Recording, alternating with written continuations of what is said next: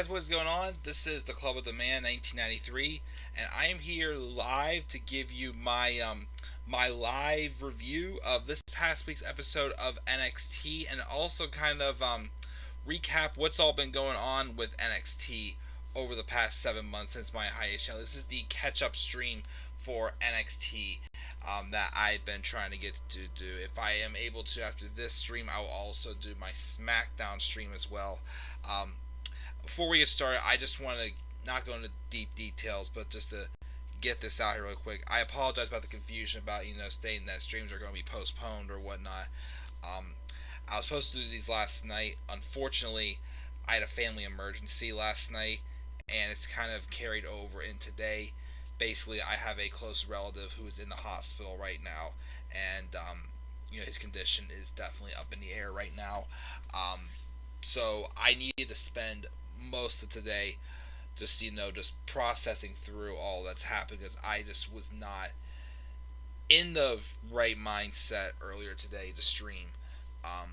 So that's why I didn't come up here to stream when I wanted to. So I'm here now though, because I feel more at peace with what's going on. But again, every day is going to be pretty much up in the air for the next for a while now, until things get situated. But that's all the details I wanted to go over. But that's just so you guys know that streams may be a little bit up in the air over the next several days. Because of this delay, also, I am not going to be able to do any preview and predictions for Elimination Chamber. Depends on what happens tomorrow. I still may do a live review of Chamber if I still get to watch Chamber tomorrow. But as I said before, a lot is up in the air based off of what happened last night, and it's carried on into today. But I felt fine enough and at peace more with what's going on to come up here and do my streams tonight before I go to bed, because I am super tired, guys. I only got 5 hours of sleep last night. I haven't slept much at all today, so I'm here live to talk about NXT. And of course, this is the NXT graphic now that I got OBS running and everything. So first, before we actually get into this week's show of NXT, which I thought was pretty good, let's talk about a couple things that's happened over the past 7 months with NXT. First off, the biggest storyline going on the past 7 months has been the Undisputed Era, obviously. Fulfilling the prophecy of them planning on being draped in gold, the four of them, at some point in 2019. They achieved that. Adam Cole won the NXT Championship at TakeOver 25. The Kyle O'Reilly and Bobby Fish became tag team champions for the third time on an episode of NXT shortly after TakeOver Toronto. And then Roderick Strong on the first live edition of NXT back on September 28th, 2019, became North American champion. So up until recently, all four of the men were champions. Now Adam Cole is the only one who holds the title, as the Broserweights, Pete Dunne and Matt Riddle, hold the tag titles, and Keith Lee hold the North American Championship right now. Of course, obviously, I feel, based on the storyline they're probably going to be going with for TakeOver Tampa Bay, which I'm for, Adam Cole may drop it there, and I think there is a chance we may see the Undisputed Era go up to the main roster.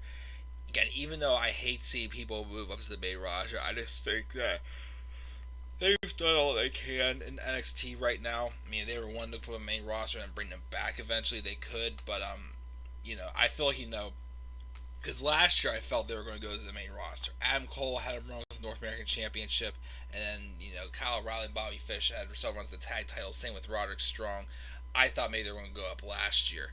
That was not the case. As they say, another year, basically, went even higher than, they even set the bar for them when they first came into NXT a few years ago.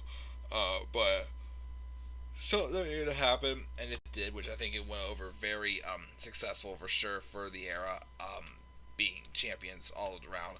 Of course, with NXT moving to USA and going live for 2 hours every Wednesday now, obviously, they had to stack the roster up a little bit more. And there have been some returns to NXT, such as Killian Dane and Tyler Breeze. And of course, the biggest one that surprised me the most was Finn Balor. Finn Balor, who I thought, even though he wasn't being booked well on the main roster, still had enough star power, I felt, to still feel like, a credible piece on the main roster. But definitely not on the level that he was in NXT. And of course, Tyler Breeze, was doing some good stuff, switching gimmicks around with Fandango before Fandango got hurt again. So it looks like Tyler Breeze is spending more time on 205 Live now in the Cruiserweight division, um, as it seems. Killian Dane just kind of been there, hasn't really lit the world on fire since he came back. I mean, he was involved in a feud with Matt Riddle when he first came back, and then he got involved in a triple threat feud with Pete Dunne, Damian Priest, as well for Takeover War Games, which I thought was a pretty good match. And and I still think he's really hit the high note he's hit since he was in NXT the last time also. But Finn Balor has really, of course, done well in NXT. Going by the story of how my past is now my future, and basically saying that, the business watches me, I don't watch the business, basically saying he's setting the bar for the business and whatnot, saying that he belongs back on top. He's just trying to take his place back on top after, of course, leaving NXT, for Raw and SmackDown. 3.5 years ago, basically. But that, of course, all I thought has worked out pretty good, and I've enjoyed that. Let me see, what else do we got here? We also have, of course, I mentioned before, but I've been a big fan so far of what Damian Priest has done in NXT for sure.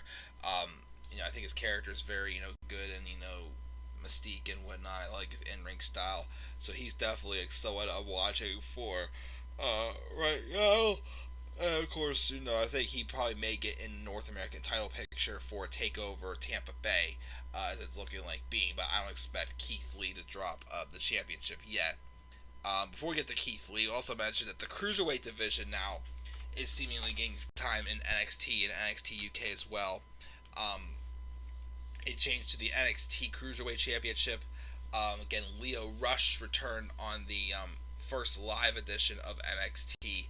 And oh my goodness, and he eventually beat Drew Gulak on NXT, and of course since then, we've seen guys like Angel Garza, get opportunities. Jordan Devlin, is now the Cruiserweight champion. I think they only did that just so the Cruiserweight title can be defended at Takeover Dublin. I thought that's a very good match for sure. Good champion choice for champion for sure with that, and I was gonna say now, crap. And shoot, I dropped the train of thought. I'm sorry, guys. I'm so sorry. But I think definitely having the cruiserweights on NXT's been a good benefit. However, that makes 205 Live to me looks extremely pointless now because to me it's still made it better superstars. So that's why I don't watch it anymore. Unfortunately, that's of course one show I'm gonna be skipping over. And then there's Keith Lee, who I feel like this past fall has caught the most fire, and to me was the main was the main reason why I selected him as most improved or breakout star of last year. He's just been oozing out, a lot of great matches, especially his matches with Dijakovic. He was the final member of Team NXT that eliminated Seth Rollins and had a good sequence with Roman Reigns and all to end as well. And he's worked hard to definitely earn himself being the NXT North American champion. And had a pretty much match of the year, one of the greatest big man matches of all time. As him and Dijakovic had a great match at Takeover Portland as well. We have Rhea Ripley, of course, rising to the top of the women's division. Of course, the women still have Candice LeRae around. Io Shirai, unfortunately, has been injured right now, so she's missing some time. Bianca Belair, though, still remaining solid in there. Of course, we have Dakota Kai and Tegan Nox, who are feuding with each other. We already talked about that in my turn alert for Dakota Kai. And again, Rhea Ripley had said, it's very obvious to me that Triple H is very high on her, especially if she's getting this opportunity to wrestle at WrestleMania this year against one of the greatest of all time, Charlotte Flair. That's really going to help elevate the championship. But I like that, and also of course we have the Broserweights, who I've been a fan of. They're entertaining. I do like what they're doing. I do like Matt Riddle singing the whole "How much fish could Bobby Fish fry if Bobby Fish could fry fish" song, of course, and whatnot. But I'm still personally kind of getting tired of these constant tag teams that are just two random top stars formed together. But while it's happening, to me, it's still pretty entertaining. I think on my end. But yeah, so that's basically just to briefly talk about some stuff that's going on with NXT. Now let's actually talk about this week's show, which I thought was a pretty good show for sure. That got me excited. Hey Tyler, excited for Takeover Tampa Bay. We actually had two cage matches, steel cage matches on the show. And the first one was Tegan Nox and Dakota Kai worked with Raquel Gonzalez on the outside of the cage. I thought this was a pretty good match. I'm not sure if I like their street fight better at Takeover Portland or this match better. The one thing I will give both these women credit for is that they're excellent at selling. They're excellent at telling a story. They may get overlooked sometimes for their in-ring ability, but they are great storytellers. I know their street fight, Tegan Nox was showing a little bit, remorse that she was like, she wanted to beat up Dakota, her best friend, but at the same time, it's like, she was showing like, that emotional side to her. This match, she didn't quite have as much of an emotional side to her, and of course, she battled the outside interference from Raquel Gonzalez, who tried to prevent her from escaping a few times, and was trying to help Dakota Kai. Eventually, though,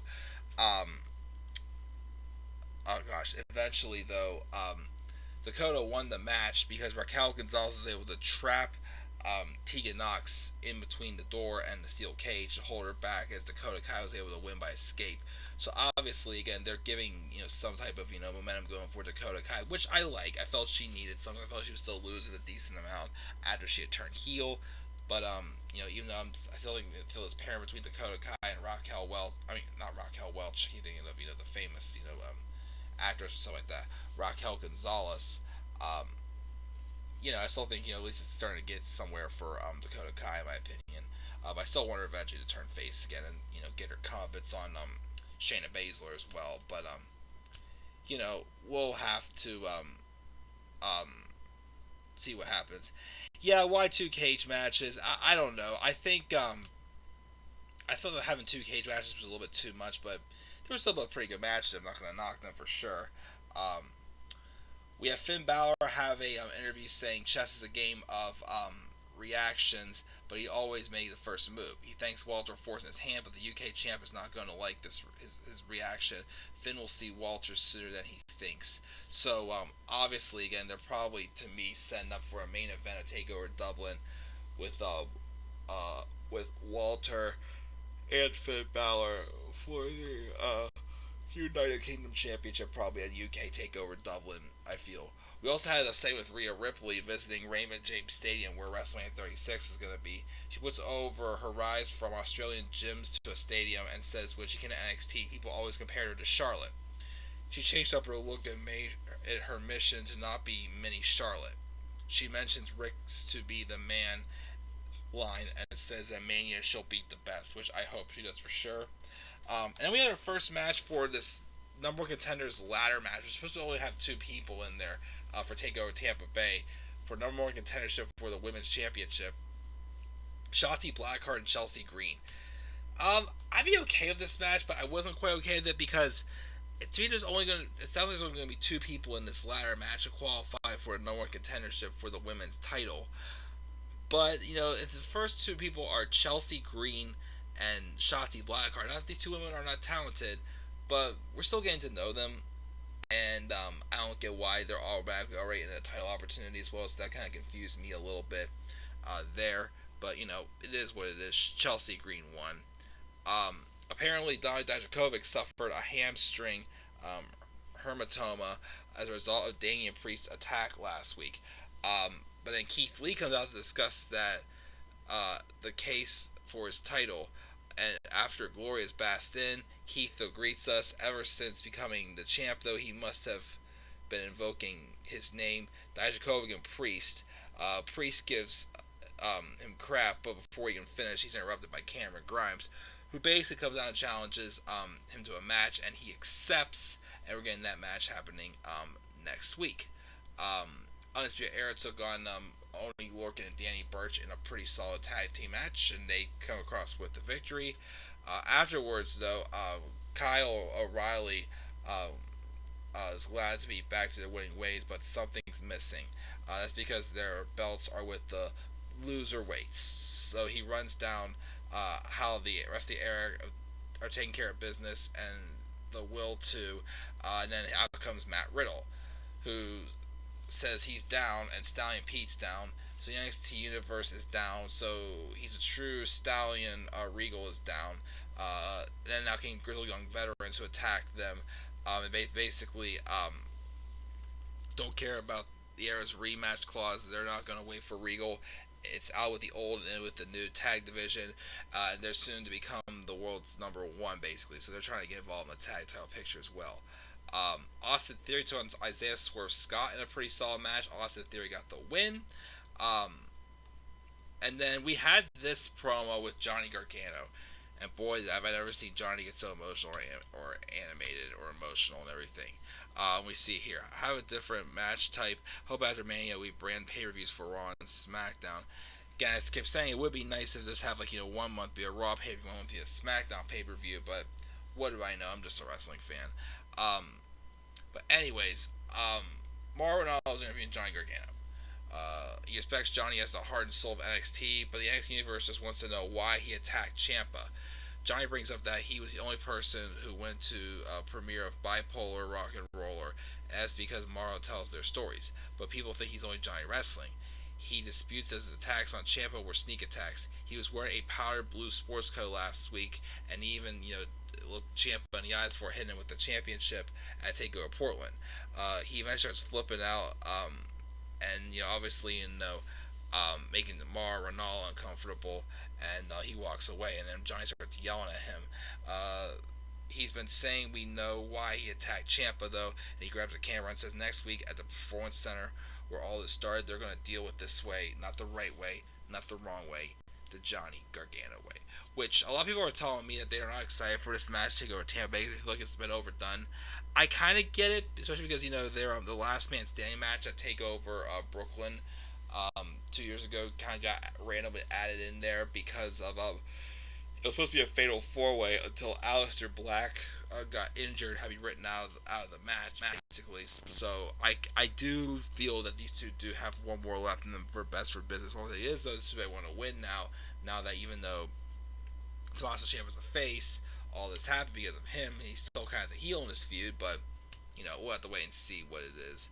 And then we have our main event was a pretty good steel cage match with Roderick Strong and Velveteen Dream. Eventually it was weird. Roderick Strong came the one after Velveteen Dream pushed him out, but basically just so he could trap Adam Cole inside and attack him and basically set up that Velveteen Dream wants the NXT Championship, which I feel like is a good idea for sure. And I feel like he should be the one to take the title off of Adam Cole. I mean, yes, he had a nice long run as North American Champion, but to me, I feel like he even deserves to run as the NXT Champion as well. Just, my opinion. But guys, that's it. I'm sorry. I am super tired. I think I'm just going to wait to do SmackDown sometime other. Again, depending on what happens tomorrow, I may still go live to do Elimination Chamber after the show. Who the heck knows? But guys, I'm tired. I only got 5 hours of sleep. I'm going to go to bed. But guys, leave your thoughts down in the comment section below. What are your thoughts on NXT for this week and from the past 7 months? Leave your thoughts down in the comment section below. Be sure as always to slap a like on the video, subscribe or comment to my channel, and follow me on Twitter at TheManAirboy93. And guys, I'm sorry, but I'm going to check out and go to bed now. I'm super tired. I've had a long day. I'm exhausted. But again, just please be patient with me over the next several days because I have no clue what's going to be happening with whatever's going on in my family. So that's it, guys. I'm checking out. Have a great rest of your night, and peace out, everybody.